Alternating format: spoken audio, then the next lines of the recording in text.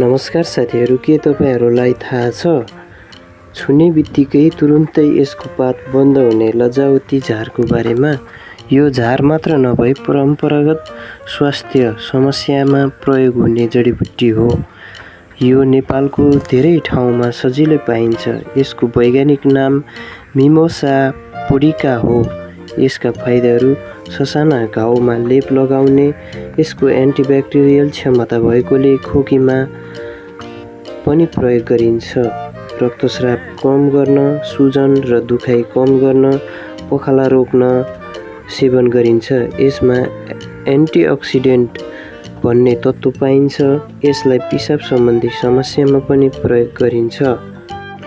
यो परम्परागत घरेलु उपचारको रूपमा प्रयोग गरिँदै आए तापनि गर्भवती दीर्घरोगीहरूले डाक्टरको सल्लाह बमोजिम औषधिको प्रयोग गर्नुहोला।